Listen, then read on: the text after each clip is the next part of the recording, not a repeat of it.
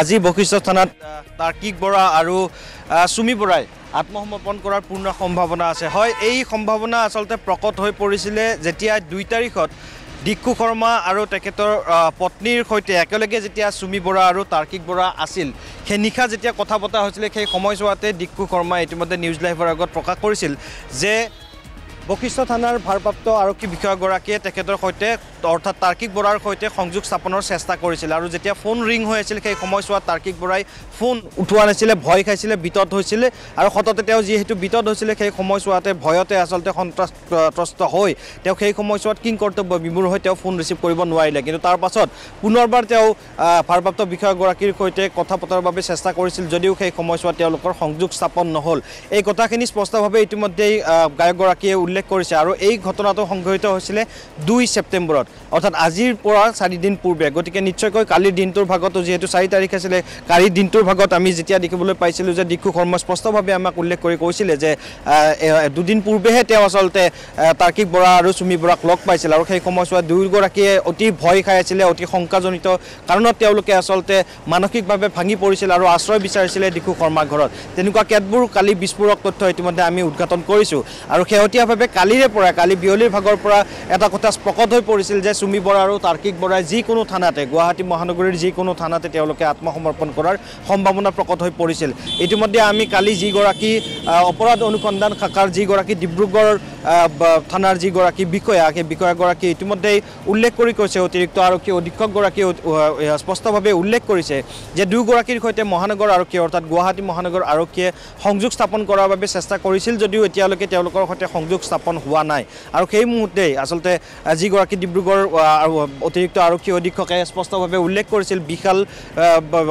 বিশালৰ সৈতে কেনেকুৱা ধৰণে বিশাল ফুকনৰ সৈতে কেনেকুৱা ধৰণে সুমি বৰা আৰু তাৰ্কিক বৰাৰ সম্পত্তিৰ এক যোগসূত্ৰ হৈছিলে, সমগ্ৰ তথ্য দাঙি ধৰিছিলে, সম্পূৰ্ণ বিতংভাৱে এই সম্পত্তিৰ তালিকা দাঙি ধৰিছিল আৰু সেই সম্পত্তিৰ তালিকা আৰু লগতে যিসমূহ তেওঁলোকৰ বিনিয়োগ আছিল প্ৰত্যক্ষভাৱে সংযোগ দেখা পোৱা গৈছিলে তাৰ্কিক আৰু সুমিৰ। ইতিমধ্যে যিহেতু 2 দিন পূৰ্বেই বিশাল ফুকনক ইতিমধ্যে গ্ৰেপ্তাৰ কৰা হৈছে, তেওঁক 3 দিনৰ আৰক্ষীৰ জিম্মালৈ প্ৰেৰণ কৰা হৈছে। গতিকে সেই এংগলটোৰ পৰা যদি চোৱা যায় তেনেহ'লে কালিৰ নিশাৰ ভাগতে আচলতে বা আবেলি বা বিয়লিৰ ভাগতে আচলতে তাৰ্কিক আৰু সুমি আত্মসমৰ্পণ কৰাৰ তথ্য আমি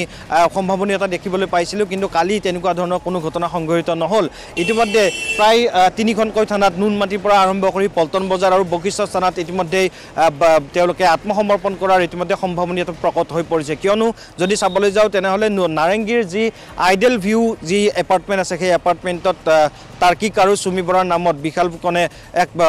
প্ৰাসাদ উপম এক অট্টালিকাত তেওঁলোকে ফ্লেট এটা ক্ৰয় কৰিছিল। গতিকে সেই স্থানৰ পৰা চাবলৈ গ'লে নাৰেংগীৰ যিহেতু তেওঁলোকৰ নিজৰ ঠিকনা আছে, সেই স্থানৰ পৰা চাবলৈ গ'লে নুনমাটি থানাতো তেওঁ আত্মসমৰ্পণ কৰাৰ সম্পূৰ্ণ সম্ভাৱনীয়তা আছে। লগতে যিহেতু তাৰ্কিক বৰা এগৰাকী প্ৰতিষ্ঠিত ফটোগ্ৰাফাৰ, তেওঁ বিভিন্ন ৱেডিং ফটোগ্ৰাফীৰ সৈতে বিভিন্ন ধৰণে বিভিন্ন মহলৰ সৈতে জড়িত হৈ থাকে, এই সকলোবিলাক তথ্য অসমৰ ৰাইজে জানে। গতিকে তেওঁ গুৱাহাটী মহানগৰীৰ ভেটাপাৰাৰ ঘোঁৰামাৰাত থাকে আৰু সেই সূত্ৰে বশিষ্ঠ থানাৰ অন্তৰ্গত এই ঘোঁৰামাৰাৰ বাসগৃহটোতো যদি তাৰ্কিক বৰা আছে বা তাৰ্কিক বৰাৰ সম্বন্ধীয় কোনোবা আছে, যিহেতু ইতিমধ্যে তেওঁলোকৰ প্ৰতি চমন জাৰি কৰা হৈছে, ইতিমধ্যে ডিব্ৰুগড় আৰক্ষীয়ে স্পষ্টভাৱে উল্লেখ কৰিছে। গতিকে এই চমন যদি তেওঁলোকৰ হাতত পৰিছেগৈ বা তেওঁলোকৰ যদি স্থায়ী ঠিকনালৈকে প্ৰেৰণ কৰা হৈছে বা যদি উপযুক্ত ব্যক্তিৰ হাতত সেই চমন পৰিছে তেনেহ'লে নিশ্চয়কৈ তেওঁলোকে অনতিপলমে থানাত আহি উপস্থিত হ'বহি লাগিব। গতিকে নিশ্চয়কৈ আজি দিনটোৰ ভাগত হয়তো এই ৰাতিপুৱাৰ ভাগত এই সময়ছোৱাত আচলতে ক'বলৈ বা সময়খিনি ঠিকভাৱে ক'বলৈ এতিয়া এই মুহূৰ্তত খবৰ কৰিবলৈ কিছু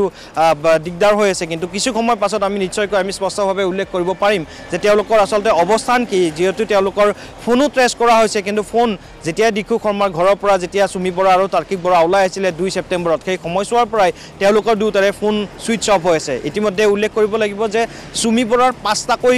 ফোন আছিলে, 5টাকৈ ফোনত কেইখন চিম ব্যৱহাৰ কৰিছিলে। যদি 2খনকৈ চিম ব্যৱহাৰ কৰাৰ যদি আমি তথ্য দাঙি ধৰোঁ তেনেহ'লে 5টাকৈ ফোনত 10খনকৈ চিম তেওঁ ব্যৱহাৰ কৰিব পাৰে। গতিকে কোন নম্বৰ বন্ধ কৰি কোন নম্বৰ কাৰ নম্বৰত লোৱা কাৰ নামত লোৱা চিম কাৰ্ড তেওঁ ব্যৱহাৰ কৰি এই মুহূৰ্তলৈকে আছে, এই মুহূৰ্তলৈকে পলাতক অৱস্থাত আছে, সেয়া ঠাৱৰ কৰিবলৈ কিছু অপাৰগ হৈছে এই মুহূৰ্তত মহানগৰ আৰক্ষীয়ে কিন্তু স্পষ্টভাৱে উল্লেখ কৰা হৈছে যে তেওঁলোকক মহানগৰ আৰক্ষীয়ে বিচাৰি পোৱা নাই আৰু ইতিমধ্যে ডিব্ৰুগড়ৰ বাসগৃহলৈকে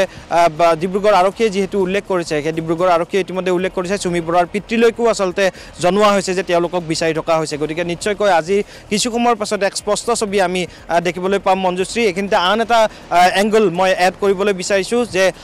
কেৱল মাত্ৰ দিক্ষু শৰ্মাই নহয় কেইবাগৰাকীও প্ৰতিষ্ঠিত গায়ক কেইবাগৰাকীও প্ৰতিষ্ঠিত